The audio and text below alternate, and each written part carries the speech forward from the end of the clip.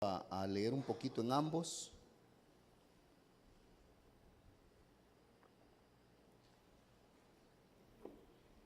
Ahí están mis materiales a la mano. Hay un escrito que se llama Vencedores ante las crisis.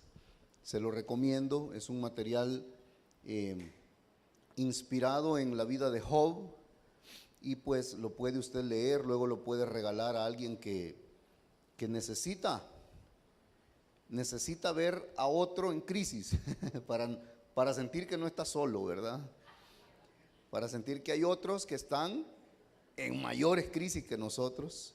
Y eso nos ayuda cuando la otra persona que está en crisis tiene la actitud correcta. Eso nos ayuda. De hecho, esos deberían de ser nuestros modelos. Aquellos que no se derrumban, no se van, no tiran la toalla. Y nos preguntamos cómo hacen, ¿verdad? Esos deben de ser nuestros modelos. Así que por ahí están, acérquese. Al final voy a tratar de que la mesa la dejemos justo en la entrada, en la salida, para que tenga que pasar usted hacia la para salir, ¿verdad? Y ahí los pueda usted adquirir. Amén. Salmo 42. Vamos a leer los versículos 1 y 2, por favor. Salmos 42, versículos 1 y 2. Dice: como el ciervo brama por las corrientes de las aguas, así clama por ti, oh Dios, el alma mía. Mi alma tiene sed de Dios, del Dios vivo. ¿Cuándo vendré y me presentaré delante de Dios?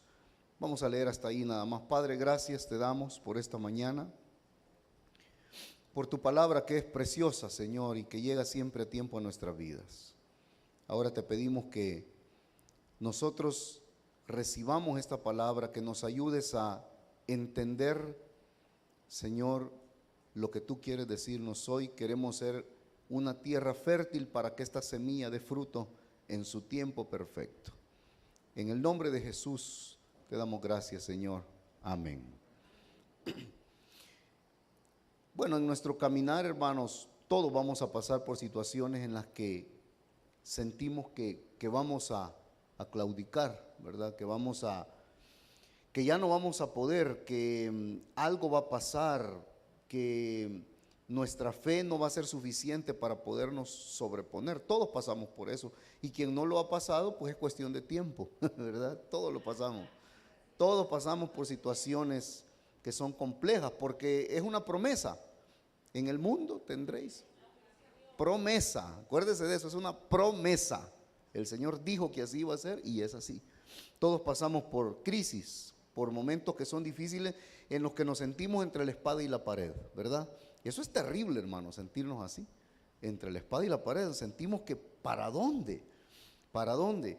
Ahora, en esos momentos nosotros no sabemos cómo explicar a aquellos que no están en el Señor. No sabemos muchas veces cómo explicar lo que está sucediendo, porque el detalle es que tenemos a Cristo. Entonces, ¿cómo le explico yo a alguien que no tiene a Cristo, que no está en crisis y que su vida probablemente es cielos azules todo el tiempo? ¿Cómo le explico yo que yo estoy en crisis si yo tengo a Cristo? ¿Le ha pasado? Nos vamos a encontrar muchas veces en situaciones en las que el mundo nos ve porque precisamente tenemos a Cristo, y la gente nos ve y la gente se hace preguntas, y nosotros vamos a sentir en algún momento que no sabemos cómo poder explicarlo, qué decimos nosotros. Entonces, basados en este pensamiento, yo quiero hablarle acerca de este tema: ¿a dónde está tu Dios? En el Salmo 42, en los versículos 1 y 2 primero, encontramos la expresión del salmista, donde él utiliza la figura de un siervo para decir que él tiene sed, que él tiene sed. Y hablando de sed, por ahí escuché que dicen los nutricionistas que cuando usted toma agua con sed es porque usted ya está levemente deshidratado. O sea, lo normal sería tomar agua siempre sin tener sed. Hay gente que tiene ese buen hábito, a mí me cuesta. Mi esposa es una, ella anda todo el tiempo en botella de agua, en todos lados hay una botella de agua. Y pasa por la botella y la deja así, ahí pasa, traguito, pasa, traguito, pasa, traguito. Yo no, a mí me cuesta, yo tengo que andar ya, que no aguanto el día una botella y me la tomo. Entonces es un buen hábito, pero así es como deberíamos de tomar agua, sin sed. No muriéndonos, ¿verdad? Sino que sin sed. Ahora, es normal que el ser humano tenga sed, porque somos, de hecho, dicen que somos 65% agua. Imagínense, hermano, 65% agua dicen que somos nosotros. Ahora, la única razón por la que un ser humano puede no tener sed es porque ya está muerto. Pero si está vivo, va a tener sed. La sed va a ser el aviso que su cuerpo le está dando de que es necesaria una dosis de oxígeno y de hidrógeno en su cuerpo, ¿verdad? Entonces la sed es buena porque es una alarma, es una alerta de que debemos de oxigenarnos. Ahora, el salmista no está hablando de la sed de agua. Él pone el ejemplo del siervo y él dice, así como se manifiesta un siervo cuando tiene sed, dice él. Obviamente, sin duda alguna, el salmista ha oído y ha visto a un siervo con sed. Lo ha visto morir en medio del desierto quizá. Lo ha oído gemir de sed en medio del desierto y él tiene esa figura tan clara que él la utiliza para explicar lo que él siente en su alma. Y entonces dice él, mi alma tiene sed de Dios. ¿Qué tanta sed tiene él?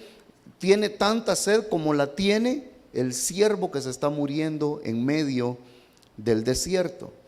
Esto nos habla a nosotros de una sequedad en el alma, de la urgente necesidad de aliento y de esperanza. Eso es lo que este hombre está manifestando acá. Dice, ¿cuándo vendré y me presentaré delante de Dios? Habla del anhelo que tiene de estar en la presencia de Dios. Había una gran angustia también en este hombre. Vea, dice, el 3 dice, fueron mis lágrimas, mi pan de día y de noche, mientras me dicen todos los días, ¿dónde está tu Dios? Fueron mis lágrimas, mi pan de día y de noche, mis lágrimas. Hay preocupación, hay angustia, está pasando por una crisis. Vea lo que dice el versículo 5. ¿Por qué te abates, oh alma mía, y te turbas dentro de mí? Espera en Dios, porque aún he de alabarle, salvación mía y Dios mío. Esto es una persona abatida, afligida. De hecho, esto lo repite no una, sino varias veces. El versículo 11 lo repite. ¿Por qué te abates, oh alma mía, y te turbas dentro de mí? Espera en Dios, porque aún he de alabarle, salvación mía y Dios mío. Algo nos queda claro, el salmista está abatido, está afligido, y llega al punto en el que le habla a su alma. Él le habla a su alma diciendo, ¿por qué te abates? Significa que él no quiere afligirse, pero se aflige. Porque en nuestra alma están nuestras emociones, nuestro intelecto. En nuestra alma está. Entonces, cuando nosotros vivimos por lo que el alma dice, hermano, olvídese, estamos perdidos. Estamos perdidos. Por eso el salmista le habla a su alma. Ahora, hermano, hay momentos en nuestra vida en los que sentimos esa urgencia. La urgencia de gritar, de poder expresar lo que sentimos y hablarlo de una manera abierta, pero muchas veces lo negamos, ¿verdad? Y eso, en lugar de ayudarnos, nos perjudica. Perjudica reservarse las cosas. Por eso es que hay gente que explota a la hora de las horas de una crisis, de una situación, porque a lo mejor es una situación que se ha guardado y es como poquitos de pólvora que va poniendo en un recipiente. Y eso en algún momento explota, ¿verdad? En el caso de las mujeres curiosamente, aunque la mujer habla 40,000 veces más que un hombre, la mujer es más reservada. Curiosamente, con la mujer, dicen que las mujeres son como la cebolla, ¿verdad? Que es capita por capita, capita por capita. Y ahí está uno, ¿y qué te pasa? Nada. Pero ¿y qué te pasa? Pues nada. Y aquí los chorros de lágrimas mojadas tiene hasta la blusa a llorar, ¿verdad? Nada. Y entonces, bueno, a uno le cuesta entender y no termina de entender eso y uno llega a la conclusión, solo Dios las puede entender. Digo yo, ¿verdad? Decimos algunas veces, ¿será que Dios las entiende? Bueno, tal vez sí, ¿verdad, Dios? Pero bueno, La mujer muchas veces es reservada, es reservada con eso.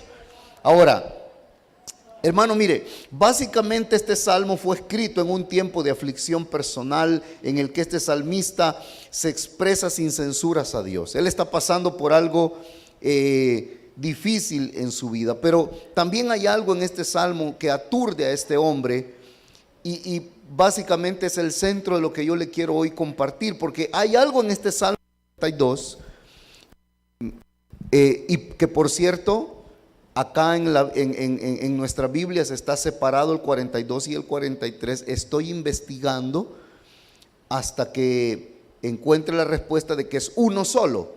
Se me hace a mí que el Salmo 42 lo partieron en dos. El 42 y el 43 para mí son uno solo, ¿verdad? Pero en la Biblia los tenemos separados, pero para mí son uno solo. Ahora, hay algo que lo debilita a este hombre, hay algo que lo aflige, algo que lo desespera, hay algo que lo hiere profundamente. ¿Y sabe qué es? Es una pregunta. Es una pregunta. Este hombre dice en el versículo 3, dice, dice, fueron mis lágrimas mi pan de día y de noche. Pero ¿cuándo lloraba? ¿Cuándo se angustiaba? Dice, mientras me dicen todos los días. Oiga, todos los días le decían algo. Todos los días escuchaba algo que lo hacía llorar. Y era una pregunta: ¿dónde está tu Dios? Esta pregunta, hermano, lo estaba a él torturando. Porque en un mundo que nos cuestiona constantemente, a nosotros los hijos de Dios, esta es una pregunta con la que también nos van a cuestionar. El mundo nos va a cuestionar a nosotros constantemente con esto. ¿Dónde está tu Dios? Con ironía, con burla, con sarcasmo. Es una pregunta que tiene una malicia. Y a usted a lo mejor le ha sucedido, pero probablemente de la misma familia va a venir esa pregunta. ¿Y qué no que la iglesia? ¿Y qué no que Dios? ¿Y qué no que? Desde que estás ahí todo va peor. Y que, óigame, el mundo no va a ver igual a una persona en el buen sentido, común y corriente, que no vive una fe como la que nosotros vivimos. El mundo no la ve igual que a nosotros nos ve. Nunca el cristiano va a ser bajo el mismo lente. El cristiano siempre va a ser evaluado desde una exigencia mayor, al punto que nos pregunta el mundo: ¿a dónde está tu Dios?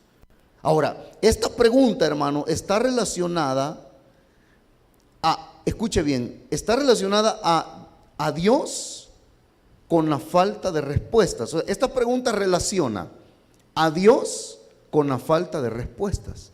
Cuando a nosotros nos preguntan ¿a dónde está tu Dios?, lo que nos están diciendo es: tu Dios no te contesta, tu Dios no te responde, Dios no contesta, Dios no responde. Y la pregunta que yo me hago es: Dios sabe que nos están preguntando eso, pero muchas veces Dios aparentemente no responde, porque para Dios no es, ¿cómo le digo? Para Dios es una oportunidad que nosotros tenemos de glorificarlo a Él sin palabras, simplemente con la permanencia, con la resistencia, con la constancia, con la perseverancia. Ejemplos: Job cuestionado por su esposa. Job cuestionado por su esposa, diciéndole ella: maldice a Dios y muérete. ¿A dónde está tu Dios, Job? Mira, perdimos nuestros hijos, perdimos todo por tu Dios. Qué curioso que la mujer, siendo la esposa de un hombre de Dios, que probablemente también ella con él adoraban juntos a Dios, en el momento de la crisis ella se parte en dos y ella le dice a él: ¿a dónde está tu Dios? ¿Por qué no dijo: ¿a dónde está mi Dios también? ¿A dónde está tu Dios? Moisés, oyendo al pueblo decirle: si Jehová nos sacó realmente de Egipto, ¿a dónde está? Y Moisés ya andaba loco, Moisés ya andaba que no aguantaba al pueblo que le preguntaba a él: ¿a dónde está Dios? Y Dios nos sacó, como si Moisés supiera. Si Dios nos sacó de la cautividad, ¿por qué estamos aquí? ¿Por qué estamos en este lugar, en este desierto y no llegamos nunca a ningún lugar? ¿A dónde está Dios? Jesús oyó a los romanos decirle: si eres el Hijo de Dios, ¿por qué no te salva?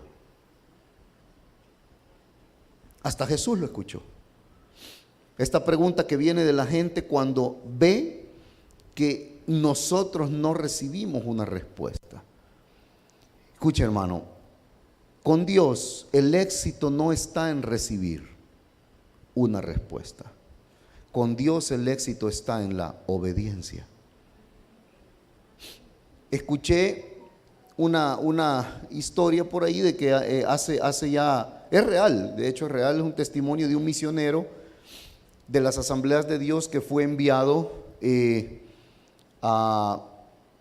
creo que fue a África, a una aldea a la que nunca se había llegado a predicar el evangelio. Y este misionero llegó, él era médico, y cuando llegó a este lugar, inmediatamente le salieron al encuentro los jefes de las tribus y le dijeron que a qué iba, y dijo: yo soy misionero, soy cristiano, vengo a esto y esto. Y le dijeron: no queremos hacerte daño, pero aquí no puedes predicar, así que toma tus cosas y que te lleven de regreso para tu país. Entonces este doctor dijo: bueno, yo no vine aquí por gusto.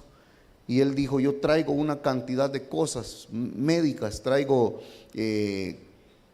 lo suficiente para poder atender a los niños, a las mujeres, a los ancianos. ¿Me permiten? Y él le dijeron los jefes: sí, claro que sí. Entonces, al ver lo que él hacía y cómo, claro, atendía a la gente, ¿verdad? Atendía cosas que eran posibles atenderlas con los recursos que él llevaba. El jefe de la tribu le dijo: bueno, te puedes quedar. No tienes permitido predicar, pero te puedes quedar si quieres ayudarnos. Y entonces este doctor dijo: me quedo, sabiendo que no podía predicar el evangelio. Se quedó y comenzó a atenderlo y a vivir en eso, atendiendo en la tribu a todos los enfermos. Pasaron varios años y este hombre murió ahí. Entonces, cuando este hombre murió de una enfermedad. Y entonces en las Asambleas de Dios dijeron: fallamos, no pensamos bien en quién enviamos al campo misionero. Para empezar, nunca predicó, y segundo, se murió. Fallamos, no fuimos efectivos con el misionero, mandemos a otro. Y enviaron a otro. Cuando el otro misionero llegó, el jefe de la tribu inmediatamente le salió al encuentro y le dijo: yo vengo a sustituirlo a él. Y le dijo: yo vengo a predicar el evangelio. Entonces el jefe de la tribu le dijo: tú puedes predicar el evangelio donde tú quieras, pero lo puedes hacer porque quien te dejó la puerta abierta fue el misionero que murió. Nunca nos predicó y siempre obedeció, pero puedes predicar porque él se ganó eso con su testimonio en medio de nosotros. Ahora, ¿qué habría pensado? ¿Qué cree usted que pensó este médico antes de morir? ¿Será yo? Si hubiera sido yo hubiera llorado con todo mi corazón y le hubiera dicho a Dios: perdóname, Señor, yo no tenía nada aquí, yo vine a atender a la gente, pero no gané una sola alma para ti. Y me habría dolido mi corazón por sentir que no había sido yo efectivo y que no había dado fruto. En pocas palabras, no tuve éxito en lo que hice. Pero ¿habrá tenido éxito este hombre? Sí lo tuvo, claro que lo tuvo, porque fue obediente a Dios. Para los hijos de Dios, el éxito no está en los frutos que damos, óigame, sino en la obediencia. ¿Por qué le digo esto? Porque este hombre no dio frutos aparentemente.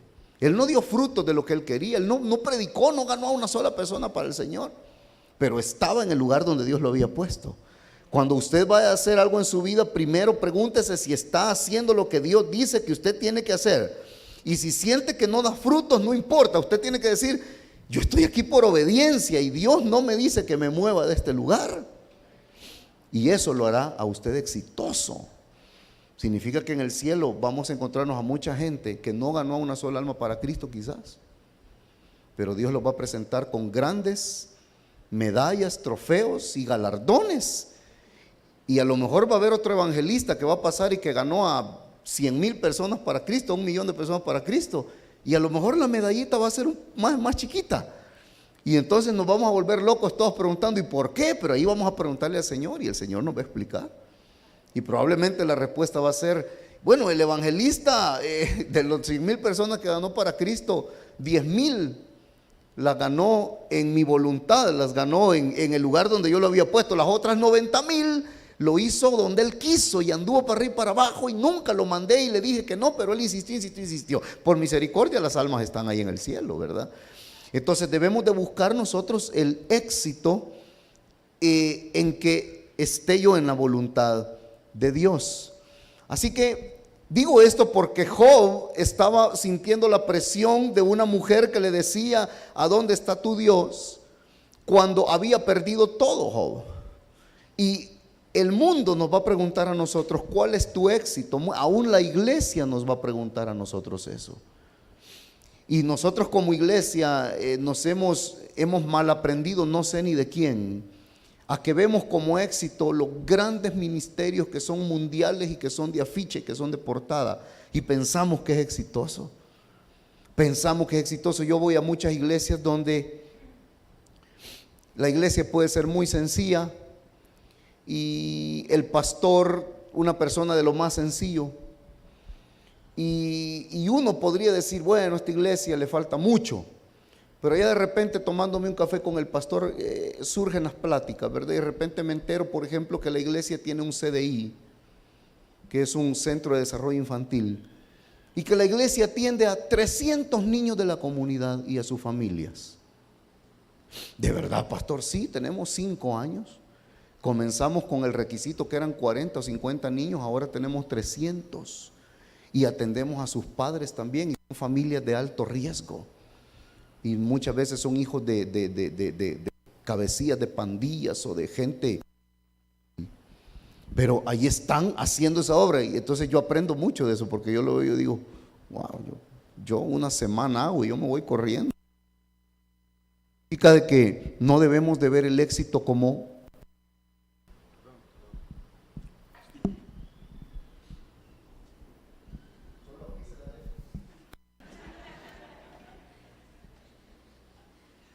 con esto.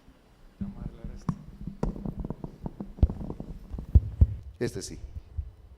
No, es que ahí atrás han de estar jugando ahí con los botoncitos. Bueno, después de la interrupción, continúo. Así que, hermano, lo que tenemos acá es a un hombre que tiene muchas cosas por qué quejarse y él está angustiado y está afligido. Pero es esta pregunta la que a él lo está torturando y lo que lo está, hermano, lo está haciendo sufrir, es el hecho de saber cómo contestarle al mundo a dónde está mi Dios. Y repito esto, muchas veces es con la misma familia con la que mucha gente de la iglesia lucha, con el esposo que cuestiona a la esposa, ¿dónde está Dios? Y más cuando viene la crisis, ¿verdad? Porque viene la crisis sobre los hijos, la enfermedad, viene una situación compleja, difícil, inmediatamente el esposo se va a voltear contra ella o la familia contra ellos, etcétera, etcétera. En el versículo 9 del capítulo 42 dice, diré a Dios, dice el salmista, diré a Dios, por roca mía, ¿por qué te has olvidado de mí? ¿Por qué andaré yo enlutado por la opresión del enemigo? Otra vez vemos que él dice, ¿por qué andaré enlutado? Es un hombre que está sufriendo mucho, que tiene mucho dolor en su corazón. Pero el versículo 3 del capítulo 43, vamos al 43, versículo 3, vea lo que dice acá. Bueno, de hecho puede ver el versículo 2, dice pues que tú eres el Dios de mi fortaleza, ¿por qué me has desechado? Y luego dice, ¿por qué andaré enlutado por la opresión del enemigo? Dice el versículo 3, estamos en el 43. Pero vea el 3, hermano. El versículo 3 dice, envía tu luz y tu verdad, estas me guiarán. Quiero que veamos nada más esa línea. Envía tu luz y tu verdad, dice, estas me guiarán. Tu luz, tu presencia, tu verdad, su palabra. Su palabra es vida y es verdad. Así que el salmista dice: envía tu presencia, envía tu palabra y estas me guiarán. ¿Sabe qué necesitamos nosotros para ser guiados? Es la palabra. Es la palabra la que nos guía. No caminamos por lo que la gente dice, por lo que las sectas nos pueden decir o las religiones. Caminamos por lo que la palabra nos dice a nosotros. Y la palabra nos dice acá: envía tu luz y tu verdad y estas me van a guiar. Tu luz, tu presencia, tu palabra, tu verdad es tu palabra. Pero luego dice el versículo 3. Porque aquí hay una pregunta. Si yo le digo a usted, hermano, ¿cuántos queremos que la palabra de Dios nos guíe? Todos vamos a decir amén, ¿verdad? Pero ahora habría otra pregunta: ¿que nos guíe a dónde? Fácil, hermano, a la salida. Que me guíe a la salida, porque estamos hablando de un hombre que está aturdido, que está enlutado, que está afligido, y él está preguntando, está diciendo incluso que Dios lo abandonó. ¿A dónde? ¿Por qué te olvidaste de mí? Entonces lo más lógico sería que este hombre diga: guíame a la salida, guíame a la liberación. ¿O no es eso lo que queremos? Eso es lo que nosotros quisiéramos. Y cuando, óigame, nadie, quizás la mayoría, quizás nadie de nosotros vendría a orar si no venimos a orar para que Dios nos libere. Porque los cristianos pensamos que Dios siempre nos va a liberar. Los cristianos decimos que siempre Dios nos va a liberar. ¿Y si no? ¿Se acuerda de Daniel? Daniel dijo: lo siento, Nabucodonosor, nosotros no nos vamos a inclinar a tu estatua. Ok, entonces los leones. Y entonces dijo Daniel: ok, haz lo que querrás, pero te quiero decir que nuestro Dios nos puede liberar de los leones o del horno de fuego o lo que fuera. Nuestro Dios nos puede liberar. Pero Daniel dice, inmediatamente dice: y si no, tampoco nos vamos a inclinar a tu estatua. Y si no, ese y si no habla de quién era Daniel. Y si no me libera, y si no le dan el trabajo, y si no se sana, y si no viene a Cristo ese ser querido, y si no sucede la liberación, ¿qué va a pasar? ¿Ha oído usted a gente que dice de manera que suena tan espiritual: yo le dije al Señor, dice la gente dando testimonio, que si me sacaba? Yo me pregunto, ¿y si no lo sacaba? Porque está dando testimonio de que Dios lo sacó, pero ¿y si no lo sacaba? Gente de la cárcel que dice: yo le dije a Dios que si me sacaba le iba a servir.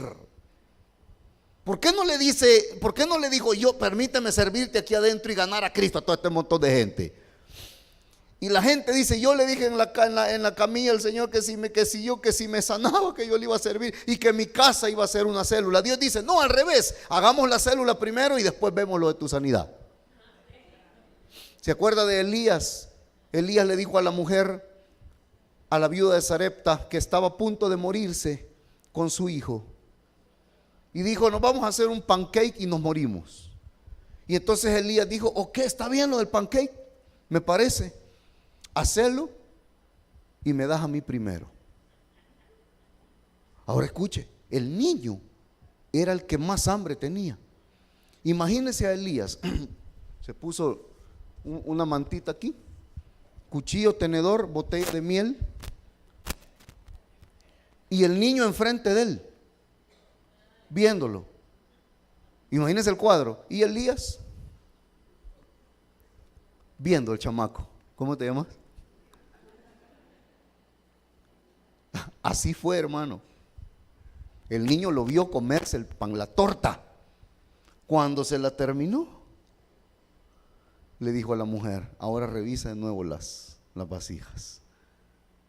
Y estaban llenas de aceite y de harina.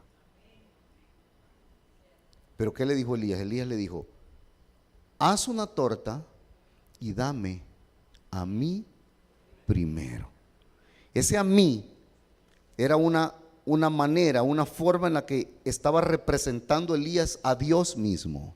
Dale a Dios primero y no te preocupes por lo demás. Y eso funcionó. Entonces ahora usted entiende por qué el cristiano que tiene años de congregarse y no diezma, entiende cuál es su problema. Su problema es que insiste en comerse el pancake. Y no entiende que Dios dice: dame a mí primero un pedacito. Y no te lo pido ni todo, no seas tacaño. Un triangulito dame.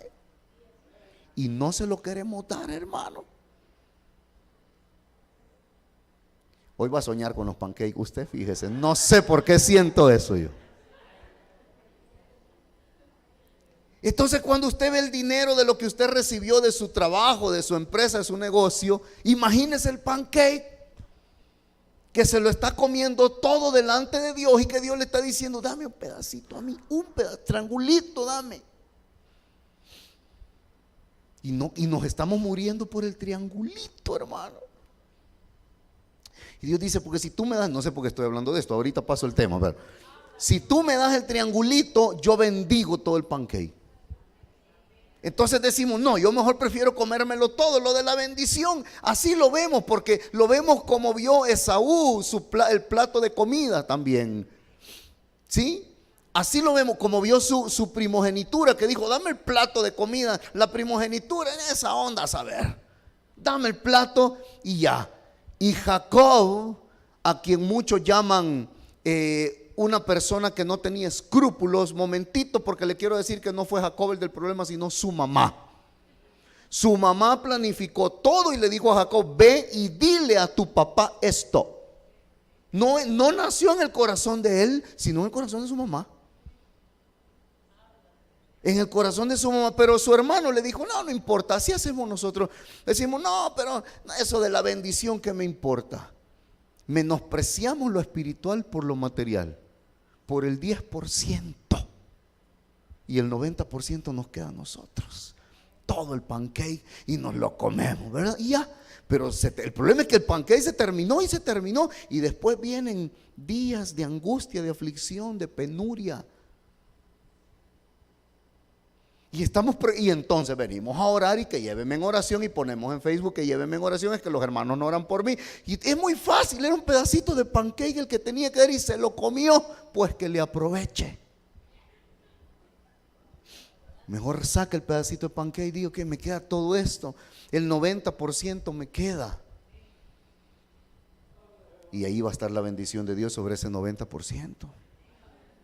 Yo a los jóvenes les digo: den ya lo que es de Dios. Yo voy allá a los pueblos, ¿verdad? Los cantones, y ahí están. Y yo pregunto: pasen los muchachos, y yo los veo llorar ahí al frente. Y yo les digo: denle a Dios ya lo que es de Dios. ¿Cuánto tenés a la semana? 5 pesos, 50 centavos no son tuyos. Es el pedacito de pancake que tenés que dar. No, es que yo no trabajo, a mí mi papá me da 10 pesos a la semana. Uno no es tuyo, los otros son tuyos. Uno es del Señor. Yo les digo: nadie va a estar viendo los sobres y se va a burlar por sacar $1 de un sobre de los diezmos. Al contrario, el pastor va a decir: alguien está comenzando a creer, y la otra semana va a ver el dólar, y va a ver el dólar, y va a ver el dólar, y va a ver el dólar, y el pastor va a ver el dólar, dice: alguien está creyendo y está dando lo poquito que tiene, pero está dando la parte que es de Dios, el pedacito de pancake, y le queda menos en el pancake, un triangulito menos, pero ni usted ni yo nos vamos a morir por ese triangulito. Pero insistir, entonces Dios no está viendo el pancake, Dios está viendo el corazón. Dios está viendo nuestro corazón. Entonces, hermano, concluyo con esto. El versículo 3 dice esto: envía tu luz y tu verdad, estas me guiarán, pero no dice a la salida, no dice a la liberación. Estas me guiarán a la respuesta, tampoco. Dice: estas me guiarán, me conducirán a tu santo monte y a tus. Y el 4 dice: entraré al altar de Dios.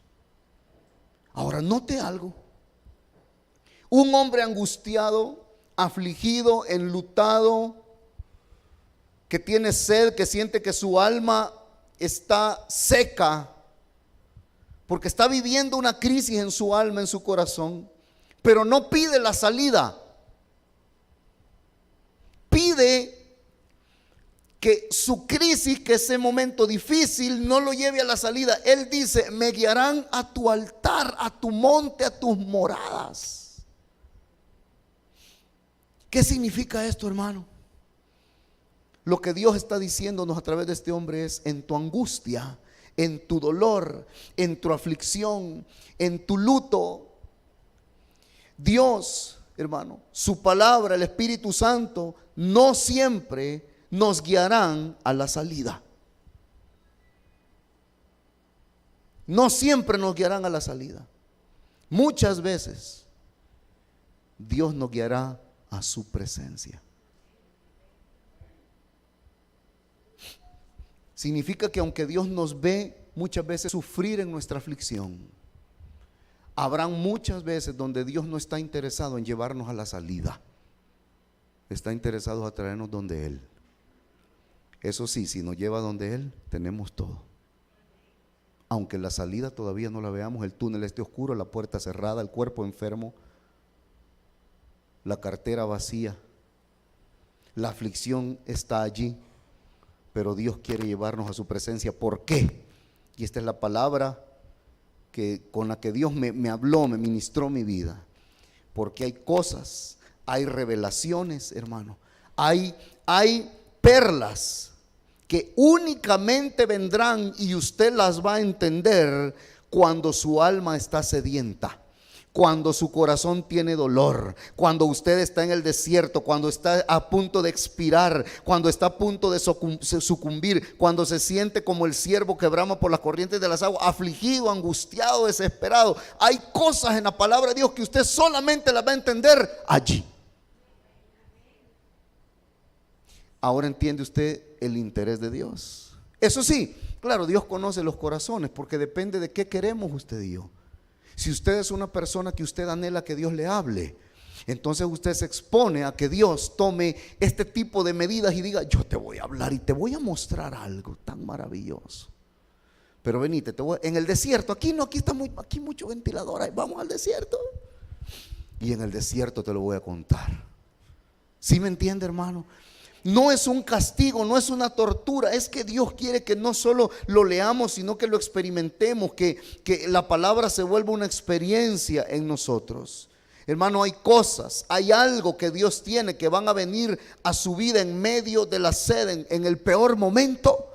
A lo mejor usted ahorita se siente que ya no, que por qué tan largo y a dónde está Dios. Y le han preguntado a usted: ¿a dónde está Dios? Y Dios está esperando que usted lo busque a Él, pero no lo buscamos porque andamos buscando la salida.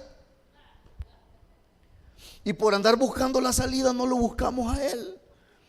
Entonces la cosa se vuelve más complicada porque no lo buscamos a Él y pasa el tiempo y la puerta no se abre y no lo buscamos a Él. Y Dios continúa esperando y esperando hasta que entendamos que quiere llevarnos donde Él está. Hay cosas que las vamos a entender. Ese versículo que usted lo ha leído miles de veces, a lo mejor en ese periodo de tiempo en el que su alma tiene tanta sed, tanta angustia y tanta aflicción, usted va a ver ese versículo que lo ha leído miles de veces, pero cuando lo lea, Dios le va a decir algo a usted. Y usted va a sacar un lapicero y usted va a escribir y usted va a anotar y usted va a decir: esto es maravilloso. Ahora le pregunto, ¿qué vale más para nosotros? ¿Que se abra la puerta o que Dios nos haya hablado? Hay muchos para los que no. Hay mucha gente que no, hay mucha gente que dice: sí, está bonito, pero y la puerta, insiste, quiere ver la salida. Entonces yo quiero cerrar diciéndole: probablemente no será para todos, será para aquellos que tienen hambre y sed por la presencia de Dios, que aman su palabra, que quieren que Dios les hable. Dios entonces cerrará puertas, traerá situaciones en las cuales lloraremos, nos angustiaremos, nos afligiremos, pero Dios dirá: ahora ven y lee esto, porque esto será maravilloso para ti, no solo para ti, para muchos, para mucha gente. Hay mensajes que usted y yo hemos escuchado que nos han marcado la vida. De alguien, de un pastor, de un ministro, de alguien, hemos escuchado que nos han marcado la vida, y de verdad marcado la vida. Bueno, ¿qué decirle de testimonios de gente que han salvado a tantas almas? Y nosotros decimos, qué lindo, qué tremendo lo que Dios hace con ese hombre, con esa mujer. Pero si le preguntáramos a ese hombre o a esa mujer, ¿en qué momento escribió este mensaje, pastor? Quizás nos diría, lo escribí probablemente en la sala de espera del hospital, después de un mes de estar esperando a que mi hijo se recuperara. Ahí lo escribí. Wow, y decimos, nosotros no imaginamos eso. Pero hay palabra, hermano, que va a surgir en medio del dolor, en medio de la angustia, de la aflicción. Y Dios quiere que usted y yo aprendamos a valorar más la palabra que cualquier otra cosa. Por eso es que Pedro le dijo a Jesús, ¿a dónde iré si solo tú tienes palabras de vida? ¿Cómo se imagina usted al apóstol Pedro? El apóstol Pedro es, a mi muy criterio muy personal, el apóstol más intenso, el apóstol quizá del que más podemos aprender a nivel personal de él, de su persona, de su carácter, de cómo era Pedro. Maravilloso lo que Dios hizo con Pedro. Y Pedro, todos le dicen de Pedro que era un entrometido, que era aquí, que no pensaba. Momentito, es muy diferente lo que Pedro era. De todos, Pedro preguntaba primero, no porque fuera, como decimos en buen español, metido, ¿verdad? Sino porque él era un líder que siempre salía primero. Y todos estaban con la duda, qué bonita la parábola, rascándose la cabeza porque no habían entendido nada. Y Pedro decía, ¿verdad? Explícanos la parábola, Señor. Y a lo mejor alguno a los otros le pegaba un codazo y se veían entre ellos como dice, usted no entiende, nadie había entendido quizás. Y Pedro preguntaba, explícanos la palabra. Y Pedro siempre entendía porque siempre preguntaba. ¿Sabe usted que Pedro le dijo al Señor, yo iré a la muerte por ti? Pero después lo negó y falló bien feo. Pero ¿sabe cómo murió Pedro al final? Pedro entregó su vida por él. Es como que si Dios dijera, eso que dijiste un día, te voy a conceder que se cumpla, vas a dar tu vida por mí. A pesar del paréntesis del error, Dios cumplió lo que Pedro anhelaba en su corazón. Hermano, yo no sé dónde puede estar usted, en qué situación, pero piense ahora si Dios a usted lo está llevando a buscarle, si Dios a usted le está llamando a buscarle más. ¿A dónde está usted en este momento? ¿Buscando la salida, buscando la puerta, buscando que Dios lo guíe a la salida? Pregúntese, ¿no será que Dios me está llamando a mí, a su presencia? Y olvídese de la salida y preocúpese por su presencia, preocúpese por Él y olvídese de la salida y preocúpese por Él y olvídese de la salida y preocúpese por Él. Y un día va a abrir los ojos en la mañana, sorpresa, la puerta se abrió. ¿Y cómo? Se abrió. Y un día, cuando más descansando va usted a estar en Él, va a sonar el teléfono. Señor fulano de tal, puede venir una entrevista hoy, puede venir en una hora. Y cuando llegue, ¿se puede quedar ya? Por aquí, y van a ver sus pretensiones salariales y va a decir, mire, es un poquito mejor, le ofrecemos un poquito más de lo que usted está pidiendo, ¿le parece? Y usted se va a ir para la casa rascándose la cabeza, pero yo ni llamé, y cómo, y quién fue el conecte aquí, quién fue el cuello, quién me hizo el favor. Nadie le hizo el favor, hermano. Entre 1000 currículum, un ángel se metió en la noche a la empresa y sacó el suyo. Y el jefe había dicho en la noche, no me voy a andar complicando, el primero que agarre se va a hacer, ¿verdad? Y llegó, justo estaba ahí el suyo. Eso sucede, hermano. El Señor hace milagros en nuestra vida. Deje de buscar la salida y búsquelo a Él. Deje de buscar la salida y búsquelo a Él. Y la salida se va a presentar donde menos usted se imagina. Amén. ¿Le parece si oramos un momentito? Vamos a orar un momentito.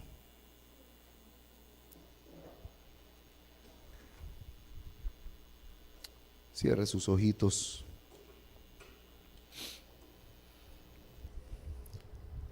El Señor está llamándonos quizás a cambiar de vereda, o quizá a parar, darnos la vuelta e irnos en el sentido contrario a donde vamos. El Señor nos está llamando a descansar en Él. Porque vemos aquí a un hombre angustiado, afligido, enlutado, dice. Pero curiosamente nos sorprende no buscando la salida. Nos sorprende diciéndole a Dios: no me muestres la salida, muéstrame tu presencia. Un hombre que en medio de su aflicción nos sorprende diciéndole a Dios: no me interesa una posición en ningún lugar, me interesa tu altar, me interesas tú. Señor, en medio de mi aflicción, de mi angustia, de la escasez, de la enfermedad, en medio del dolor, de la pérdida, de la traición, en medio de la angustia, revélate a mí. Muéstrame más de ti, Señor. Señor, que ahora que mi corazón parece estar en carne viva, ahora que no hay piel que cubre, que protege del dolor, ahora que mi corazón está en carne viva, háblame, porque mi corazón va a sentirlo, va a entender tu palabra. En medio de del clamor, en medio de nuestra búsqueda, quizá entre nosotros hay hermanos que están tan cansados ahora de buscar, tan cansados de llamar, tan cansados de hablar con una persona, con otra, tan cansados de correr de un lado para otro, tan cansados de comprar medicinas, tan cansados de la enfermedad, tan cansados de tantas cosas. Pero ahora Dios le pregunta a usted, en medio de todo ese dolor, ¿me has preguntado a mí qué quiero hacer? ¿Por qué no reenfocas tu dolor y tu aflicción no en el mundo y en las soluciones del mundo y en las puertas que el mundo te puede abrir? ¿Por qué no reenfocas tu dolor y tu aflicción en mí? Búscame en medio del dolor y la aflicción. Ahora que sientes que estás en el desierto y que como el siervo sientes que vas a morir, que sientes que vas a claudicar, que las pruebas son tantas que no sabes cómo salir de ellas. Búscame ahora que no sabes qué hacer. Búscame. Deja de ver horizontalmente, ve verticalmente, ve hacia arriba.